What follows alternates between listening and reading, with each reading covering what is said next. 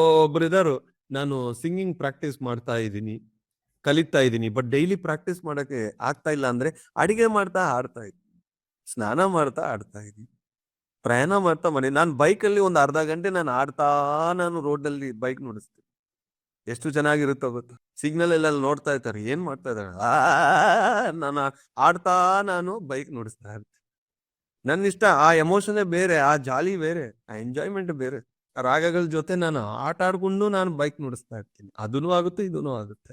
ಅರ್ಧ ಗಂಟೆ ಆ ಟ್ರಾವೆಲ್ ಅಲ್ಲಿ ನಾನು ಸಂಗೀತ ಪ್ರಾಕ್ಟೀಸ್ ಓವರ್.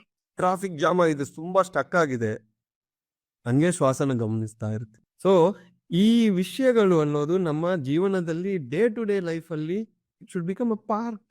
ಸೆಪರೇಟ್ ಅಂತ ನೀವು ಅನ್ಕೊಂಡಿದ್ರೆ ಅದಾಗಲ್ಲ. 5 ನಿಮಿಷ ಸಿಕ್ಕರೆ ಒಂದ್ ಪೇಜ್ ಓದೋಣ, ಒಳ್ಳೆ ಪಾಯಿಂಟ್ ಸಿಕ್ತು, ಯಾರ ಬಂದ್ರೆ ಆ ಪಾಯಿಂಟ್ ಡಿಸ್ಕಸ್ ಮಾಡಿ, ಸ್ವಾಧ್ಯಾಯ ಆಯ್ತು, ಸಜ್ಜನ ಸಾಂಗತ್ಯ ಆಯ್ತು, 5 ನಿಮಿಷ ಧ್ಯಾನ ಮಾಡಿ, ಧ್ಯಾನನೂ ಆಯ್ತು. ನಿಮ್ಮ ಲೈಫ್ ಅಲ್ಲಿ it should become a part and parcel. Separate ಅನ್ನೋದು ಬೇಡ.